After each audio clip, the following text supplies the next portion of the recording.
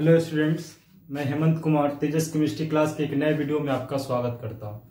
Dear students, last video में हम बात किए थे ऑस्मोटिक प्रेशर के बारे में। आई होप आप सभी ने उस वीडियो को देखा होगा और समझ में भी आया होगा। जैसा कि हमने उस वीडियो में बताया था कि नेक्स्ट वीडियो में हम लोग बात करेंगे लॉ ऑफ ऑस्मोटिक प्रेशर के बारे में, कि ऑस्मोटिक प्रेशर के कितने लॉ होते हैं। आइए इस वीडियो में हम जानते हैं ऑस्मोटिक प्रेशर के कितने लॉ होते हैं।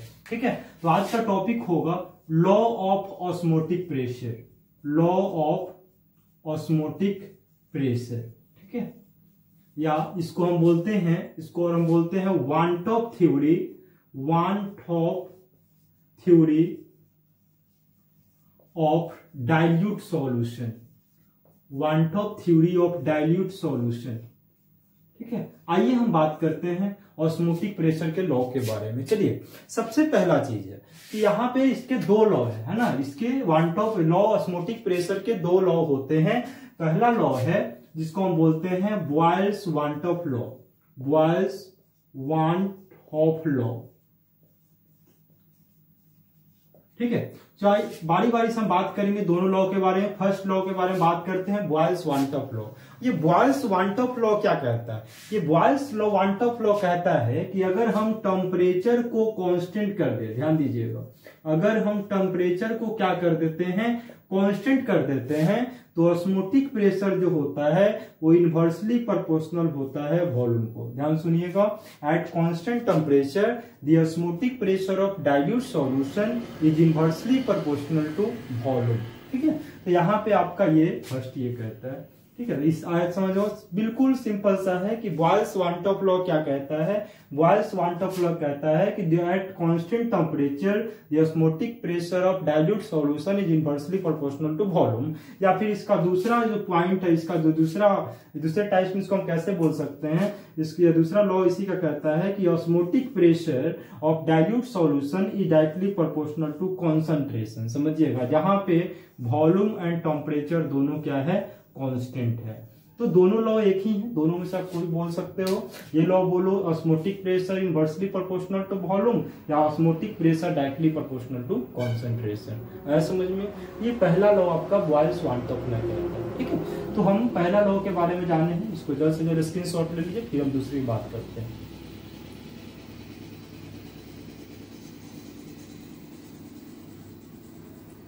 चलिए, अब बात करते हैं जो इसका दूसरा लॉ है, ठीक है, उसके बारे में बात करते हैं। दूसरा लॉ है जिसको हम कहते हैं, दूसरे लॉ का नाम है वन टॉप टेम्परेचर लॉ। दूसरा लॉ है इसका वन टॉप टेम्परेचर लॉ, ठीक है। इसको, ठीक है, यहां पे समझिएगा, इसको वन टॉप टेम्परेचर लॉ क्या है। वन टॉप टेम्परेचर लॉ, ये लॉ आपसे क्या कहता है? ये लॉ आपसे कहता है कि ऑस्मोटिक प्रेशर, पहले देख लेते हैं, at constant concentration and volume, at constant concentration and volume the osmotic pressure of dilute solution is directly proportional to temperature। समझिएगा, ये लॉ कहता है कि अगर हम कंसंट्रेशन और वॉल्यूम को कांस्टेंट कर देते हैं तो इसका जो ऑस्मोटिक प्रेशर का ये ऑस्मोटिक प्रेशर जो होता है डाइल्यूट सॉल्यूशन का, वो टेम्परेचर का डायरेक्टली प्रोपोर्शनल होता है। ऐसे समझ में? तो यहाँ पे मान लो इसको इक्वेशन सेकंड मान लो, ठीक है। अब चलिए, अब दोनों में क्या करते हैं ना, दोनों लॉ को हम लोग एक को रिलेट करते हैं और रिलेट करके कुछ निकालने की कोशिश करते हैं, कुछ फॉर्मूला वगैरह। जरा देखिए, अगर हम फ्रॉम इक्वेशन फर्स्ट एवं सेकंड दोनों से बात करें तो पहला इक्वेशन आपको याद होगा, अगर वहां से देखें from Boyle's one Hoff law, वहां से हम देखेंगे तो क्या होता है, pi directly proportional to C. Equation आपका मान लो ये थर्ड हो गया, ठीक है। ये हम लोग बॉयल्स वन टॉप लॉ से लेते हैं।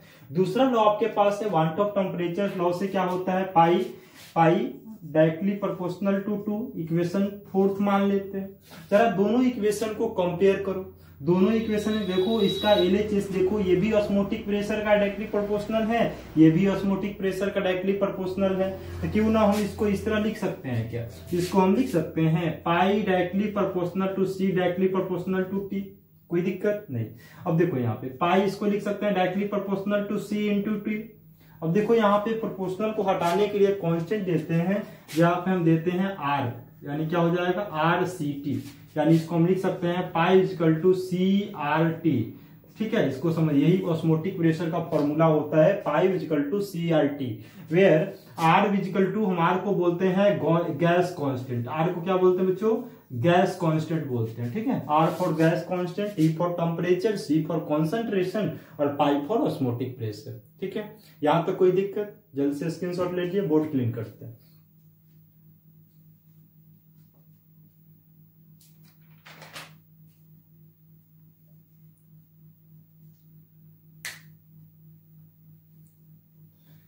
चलिए आगे बात करते हैं थोड़ा सा, और इसको आगे लेकर चलने की कोशिश करते हैं।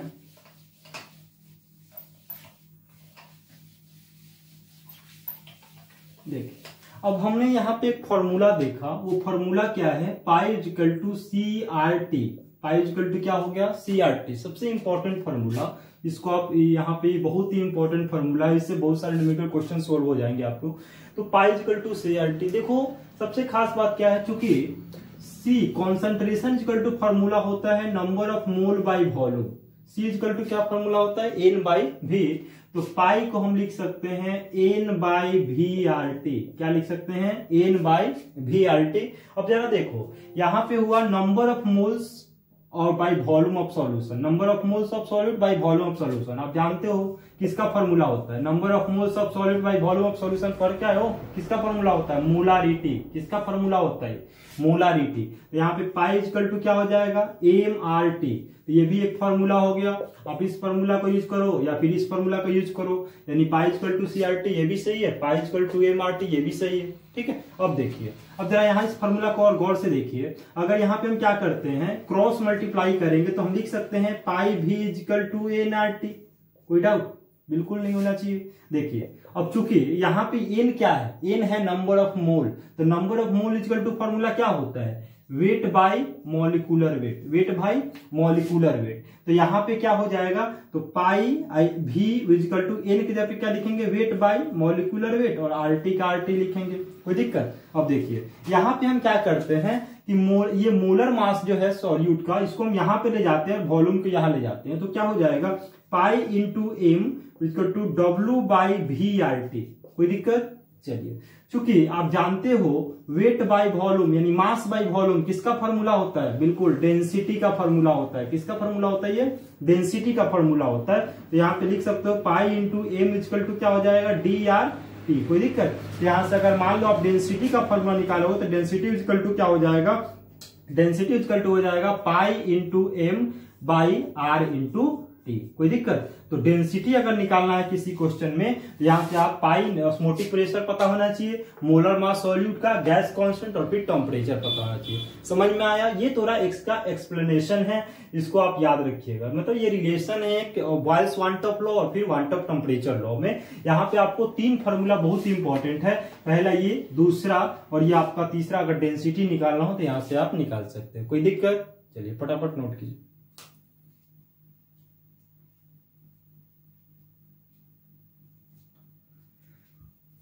चलिए, अब थोड़ा सा देखो, R जो है ना यहाँ पे गैस कांस्टेंट है। R को हम लोग बोलते हैं गैस कांस्टेंट, और इसका जो वैल्यू होता है 0.0821 लीटर ATM पर मोल पर केल्विन होता है। 0.0821 लीटर ATM पर मोल पर केल्विन, या फिर आप इसको 8.314 जूल पर मोल पर केल्विन बोल सकते हो। ठीक है, ज्यादातर हम यही वैल्यू यूज करते हैं। ठीक है, आप यहाँ R का वैल्यू हमेशा कांस्टेंट है, ये वैल्यू हमेशा याद रखिएगा, प्रत्येक क्वेश्चन के लिए आपके काम आएगा ये।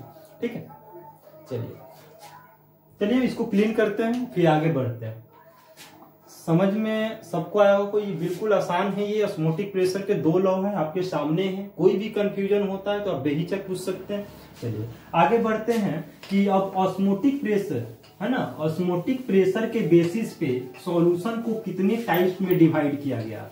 ठीक है, हम ये जानेंगे कि types of solution on the basis of types of solution, types of solution on the basis of, on the basis of osmotic pressure. ठीक है, हम ये जानेंगे कि सॉल्यूशन के कितने टाइप्स होते हैं, किसके बेसिस पे, ऑस्मोटिक प्रेशर के बेसिस पे। चलिए बात करते हैं। देखिए सबसे ये 3 तरह का सॉल्यूशन होता है। पहला हम लोग बोलते हैं आइसोटोनिक सॉल्यूशन, आइसोटोनिक सॉल्यूशन। ठीक है, दूसरा होता है इसका टाइप जो होता है दूसरा, उसको बोलते हैं हाइपोटोनिक सॉल्यूशन, हाइपोटोनिक सॉल्यूशन। और तीसरा इसका टाइप्स होता है hypertonic solution, hypertonic solution, hypotonic solution और हाइपरटोनिक सॉल्यूशन। ठीक है, 3 तरह का होता है। ऑस्मोटिक प्रेशर के बेसिस पे सॉल्यूशन को हम 3 कैटेगरी में डिफाइन करते हैं। चलिए हम बारी बारी से बात करेंगे। पहले बात करेंगे आइसोटोनिक की। ठीक है, चलिए आइसोटोनिक की बात करते हैं। हालांकि आइसोटोनिक सॉल्यूशन होता क्या है ये जानने की कोशिश करते हैं। देखिए आइसोटोनिक सॉल्यूशन एक ऐसा सॉल्यूशन होता है कि अगर 2 डाइल्यूट सॉल्यूशन का, जैसे मान लो आपके पास एक कंटेनर ये रहा और एक कंटेनर ये है। मान लो ये फर्स्ट डाइल्यूट सॉल्यूशन है और ये सेकंड डाइल्यूट सॉल्यूशन है। ठीक है, मान लो ये फर्स्ट डाइल्यूट सॉल्यूशन है और ये आपका मान लो सेकेंड डाइल्यूट सॉल्यूशन है। तो कहता है कि अगर 2 डाइल्यूट सॉल्यूशन का ऑस्मोटिक प्रेशर, मान लो इसका ऑस्मोटिक प्रेशर मान लो π1, इसका ऑस्मोटिक प्रेशर मान लो π2। ठीक है, कहता है कि अगर 2 डाइल्यूट सॉल्यूशन का ऑस्मोटिक प्रेशर सेम हो, ठीक है, तो ऐसे सॉल्यूशन को हम आइसोटोनिक बोलते हैं। जरा समझिए इस चीज को। यानी अगर osmotic pressure of first dilute solution is equal to osmotic pressure of second dilute solution, then this type of solution is called isotonic solution. Understand? Then pi equal to π2। अगर ये दोनों कंटेनर, ये दोनों जो डाइल्यूट सॉल्यूशन है और दोनों का ऑस्मोटिक प्रेशर सेम आता है, तो ऐसे को हम क्या बोलेंगे, आइसोटोनिक सॉल्यूशन बोलते हैं। कोई डाउट? चलिए अब देखिए, चूंकि आप जानते हो, आप बढ़ के आप फॉर्मूला पीछे में बताया था कि पाई इक्वल टू क्या होता है, CRT। तो देखो अगर इसके लिए हम निकालेंगे तो π1 के लिए क्या हो जाएगा, यहां से अगर π1 के लिए निकालेंगे तो क्या हो जाएगा, π1 C1 RT1। R कांस्टेंट है, इसमें कोई चेंजिंग नहीं होता है। यानी π1 की जगह पे आप क्या लिखोगे, π1 इक्वल टू C1 RT1 लिखोगे। ठीक है, अब देखो उसका π2 इक्वल टू क्या लिखोगे, π2 इक्वल टू लिखोगे C2 R और फिर क्या हो जाएगा T2। कोई दिक्कत? समझिए इस चीज को। पाई इक्वल टू है CRT, पाई इक्वल टू क्या है CRT, तो π1 इक्वल टू क्या हो जाएगा C1 RT1 और π2 इक्वल टू क्या हो जाएगा C2 RT। कोई डाउट? चलिए अब देखिए, चूंकि ये आइसोटोनिक सॉल्यूशन है, कैसा सॉल्यूशन है, आइसोटोनिक। और आइसोटोनिक में आप जानते हो कि π1 इक्वल टू π2 होता है ना। तो आप यहाँ पे π1 इक्वल टू π2 करोगे तो देखो π1 का वैल्यू कितना है, π1 का वैल्यू है C1 RT1 और π2 का वैल्यू कितना है, C2 RT2। ठीक है, तो देखो R से R कैंसिल हो जाएगा, C1 T1 इक्वल टू हो जाएगा C2 T2। कोई डाउट? बिल्कुल नहीं। अगर देखो मान लो अगर दोनों सॉल्यूशन डाइल्यूट सॉल्यूशन है और दोनों का ऑस्मोटिक प्रेशर सेम है, जब ऑस्मोटिक प्रेशर सेम है इसका टेम्परेचर भी क्या होगा, मान लो सेम है, तो T1 equal to T2 equal to क्या मान लेते हैं, T मान लेते हैं। तो T मान लेते हैं तो यहाँ पे हम क्या लिख सकते हैं, जरा देखिए, C1T इक्वल टू C2T। ठीक है, तो T से T क्या हो जाएगा, कैंसिल। तो चूंकि C क्या है, C1 इक्वल टू क्या हो जाएगा C2, और C क्या है, C कॉन्सेंट्रेशन, और कॉन्सेंट्रेशन का फॉर्मूला क्या होता है, N/V, number of mole by volume. तो C1 हो जाएगा तो N1/V1 और C2 इक्वल टू क्या हो जाएगा, N2/V2। यहाँ पे लिख सकते हैं N1V1 इक्वल टू N2V2। कोई डाउट? अगर मान लो कि अगर ये आइसोटोनिक है तो दोनों का वॉल्यूम सेम है, अगर ऐसा मान लेते हैं कि V1 equal to V2 equal to V, तो क्या हो जाएगा, देखिए N1/V equal to N2/V, V से V कैंसिल, तो क्या हो जाएगा N1 बराबर N2। अब N1 बराबर N2 हो जाएगा तो जरा सोचिए, N क्या है, नंबर ऑफ मोल, और number of mole equal to formula आप जानते हो, number of mole equal to क्या होता है, वेट बाई मॉलिक्यूलर वेट। तो N1 है तो इसको आप क्या लिखोगे, wait 1/m1 equal to wait 2/m2। कोई डाउट? तो ये आपका यहां से एक फॉर्मूला निकल के आता है, यानी यहां से इस फॉर्मूले से आप भी क्वेश्चन सोल्व कर सकते हैं। ठीक है, कोई डाउट? चलिए इसको फटाफट नोट कीजिए।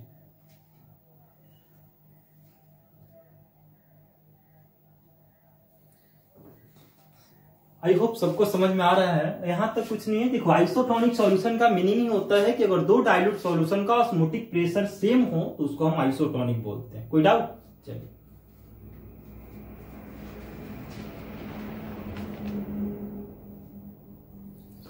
चलिए अब यहां पे आगे बढ़ते हैं। आगे जो इसका 2 कैटेगरी है उसके बारे में जानते हैं। ठीक है, इसके बारे में जानते हैं। इसका जो दूसरा टाइप्स है वो है, कौन सा टाइप्स है इसका दूसरा टाइप, वो है हाइपोटोनिक। ठीक है, तो हम दूसरे को जानने की कोशिश करते हैं। देखो सबसे ज्यादा क्वेश्चन और सबसे ज्यादा चर्चा आइसोटोनिक के बारे में होता है। हाइपोटोनिक और हाइपोटोनिक ज्यादा हमसे लेना नहीं, फिर भी थोड़ा बताते हैं कि हाइपोटोनिक क्या होता है।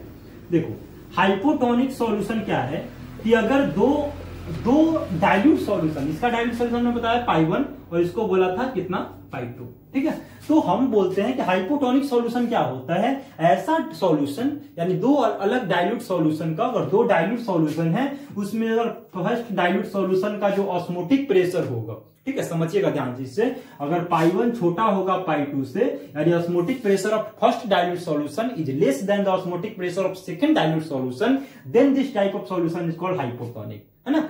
पाई1 लेस होना चाहिए किससे, पाई2 से, कोई डाउट। चलिए इसका तीसरा टाइप है हाइपरटोनिक। ठीक है, हाइपरटोनिक, हाइपरटोनिक में होता है, हाइपरटोनिक सॉल्यूशन हम किसको कहते हैं, हाइपरटोनिक सॉल्यूशन कहते हैं कि osmotic pressure of first dilute solution is greater than osmotic pressure of second dilute solution, then this type of solution is called hypertonic solution. समझ में आया, यानी सीधा सीधी आप तीन बात अगर सीधी याद करना चाहो तो पहला, अगर पाई1 इक्वल टू पाई2 होगा तो कैसा होगा, आइसोटोनिक। कैसा होगा ये, आइसोटोनिक होगा। अगर पाई1 बड़ा होगा पाई2 से तो ये होगा हाइपरटोनिक। ठीक है, ये कैसा होगा, हाइपरटोनिक।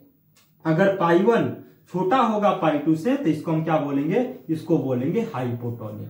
तो आई होप सबको समझ में आया होगा कि हाइपोटोनिक क्या है, हाइपोटोनिक क्या है और आइसोटोनिक क्या है। कोई डाउट, चलिए फटाफट नोट कीजिए।